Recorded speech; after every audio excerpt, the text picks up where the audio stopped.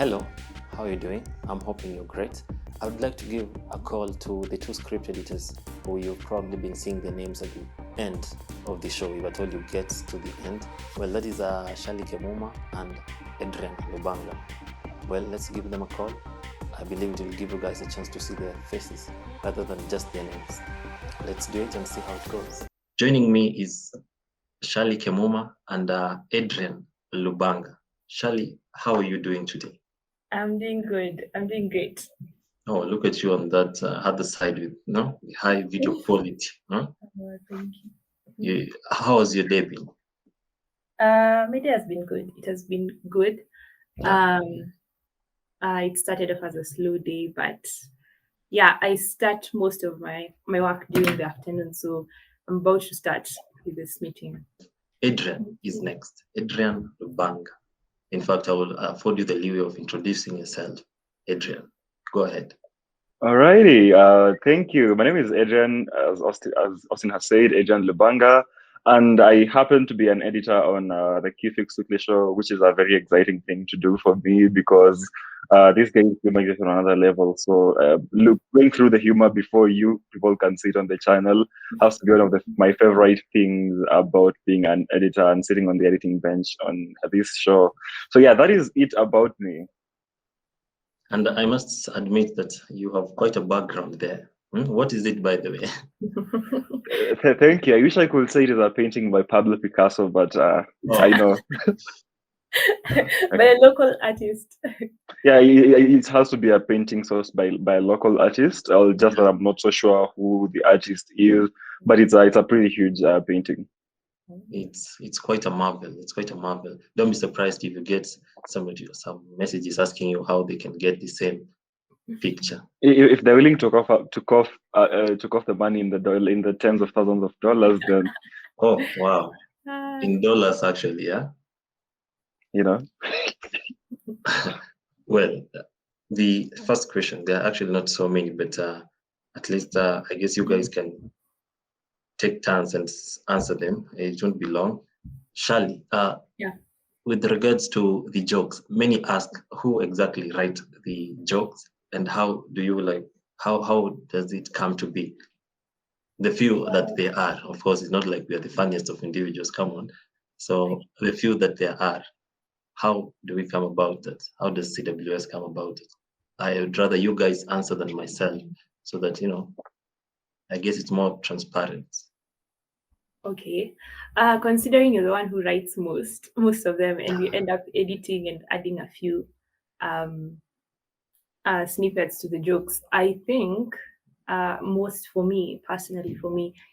the jokes are inbred. I'm a funny person naturally, but I think it comes from our day-to-day life with interaction with people. Social media plays a very big role in how we attain these jokes and humor, because humor is quite different from when we used to watch Churchill show when we were young to now. Now we have tweets, we have memes.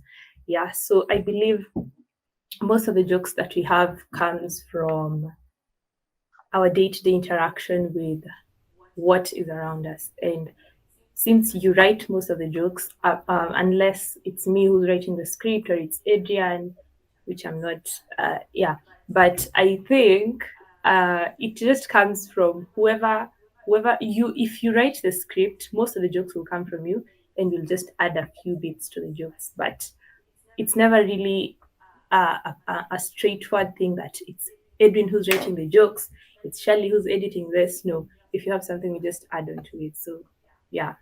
You have just lifted quite a heavy log off my shoulder, because I was trying to make that case to someone and they were like, that has to be like the hardest thing to come up with all these jokes. And I'm trying to tell them it just comes from the daily interactions, the tweets, the memes we see, the B-roll we add, the videos and kind of thing. Or does Adrian find it hard? I don't know. Does Adrian find it hard to bring about the jokes in the stories? No, I actually do not find it hard, and I think that the both of you, when it comes to the jokes, you do quite an exemplary work, because, when I get the script maybe on an evening a few days before, I look at the jokes and I'm like, oh my word, this is very funny and this is very amazing. So it's pretty amazing what the two of you do, and I know I've appreciated you offline, but this is also my chance to give you a shout out on the channel. So yeah. There is, I believe, a line between now you bringing forth a better joke and you saying no to an existing joke without a replacement. How do you work around it? When it comes to the jokes, my general rule of thumb is that you need to look at it from your audience's perspective. If your audience will need to think hard to understand your joke, then that joke is not funny. You need to have another one. So you see that is why I'm trying to look, because audiences do not have time to be like, oh my god, what is he saying? We anasema nini? So like we need to understand what is going. The audience needs to understand the joke at a snap. And a better way of doing it was coming up with a suggestion for an alternative joke, or seeing how we can pivot that joke to something that we feel like people can understand. And another very key important thing about humor is that it's very subjective. So even when coming up with that joke, it needs to take into account the different nuances, such as how will this joke rub off people? What is it saying? And if it were to be misinterpreted, what is the worst that could come out of this? So that is usually my thought process when coming up with the jokes. And then some jokes, like they are good, but like they do not have a bearing to like the subject matter at hand. And you see, we need to tie it back to whatever we are talking about. So that is usually what goes through my mind when looking at the jokes. This week, we are not going to be having the whole setup where I get to deliver the news and all, especially the big headlines. And yet, now that I have you here, well, we could actually maybe get to hear, some of the key headlines of this week. The first one, of course, being the whole talk about the school burning. I don't know if any of you has heard about the school burning, Shirley? Yeah, I have. I've had. I'm mesmerized. A lot of schools. The last one I had was Kakamega High. What was your take on that? Because that one, to be honest, shocked me. I haven't heard about Kakamega High, but I've heard about Chavakali Boys, and it's that's a rage now. That isn't even schools burning. That's just something else. It's like a revolution of high school kids now wanting to communicate, and instead of communicating using the right channels and saying we are feeling oppressed, we feel that this diet isn't good for us, we find they just go for, they choose violence all the way. So I saw it was a total distraction in the whole school. They broke windows.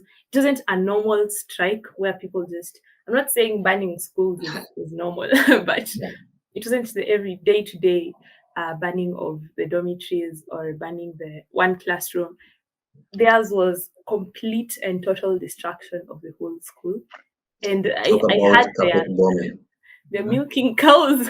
They're milking other people's cows. They were just that's the one I had. That's the latest one that I had. Issue of schools being banned and the conversation that is ensuing, I feel like on one side, these young people have things that they need to get addressed, and on the other part, there is also the aspect that they're in school and they need to be studying. So I feel like we need to have a situation whereby we can have a quorum between the school administration and the students and maybe the parents to hear what is actually going on, and these young people get listened to. Because what happens when they're not listened to is when like the school are being torched down. That is property getting lost. Amount of time that they will have spent in class studying is wasted by them being at home. And at the same time, you see the burden of now rebuilding these schools is being shouldered by their parents who have other responsibilities.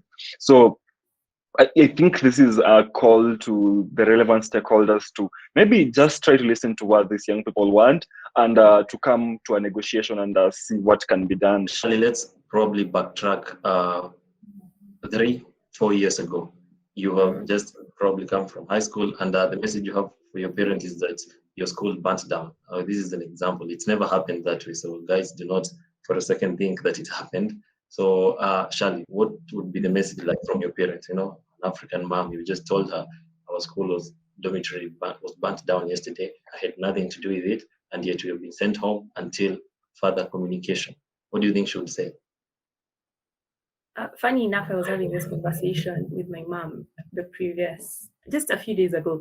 And I remember she told me that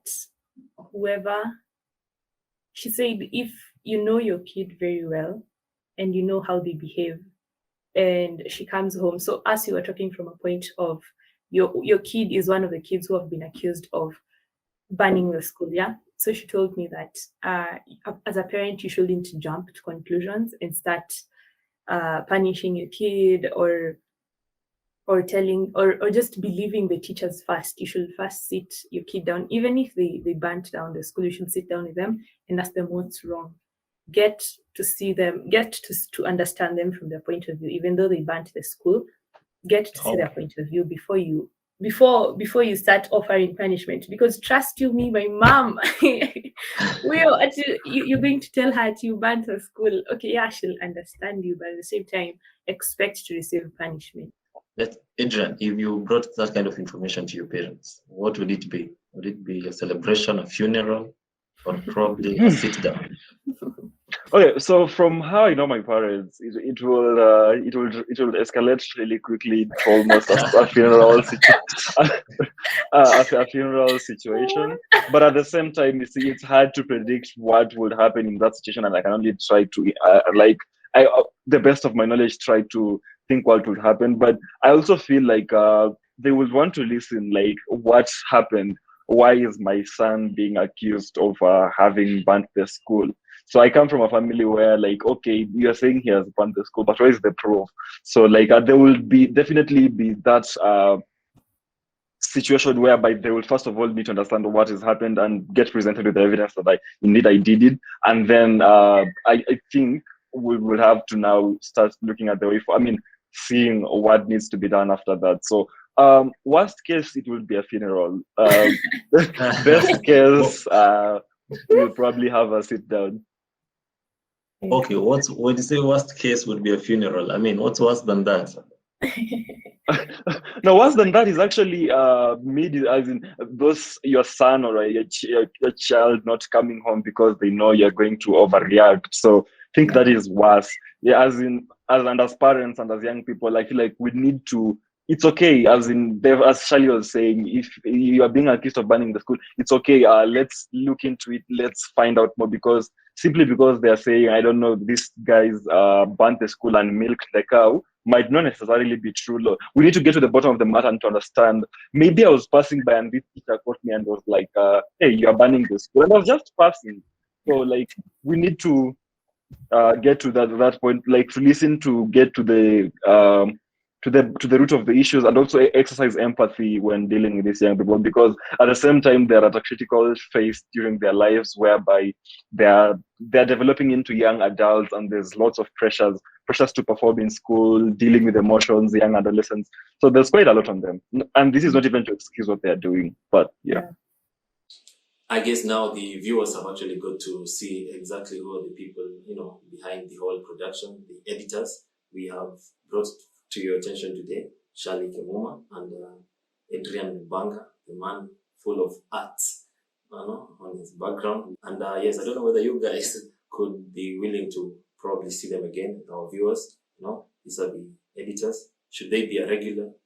Should they also be popping up and doing the whole show? You can tell us on social media or even at the comments. And in the common words that you guys have been used to, my name is Edwin Austin.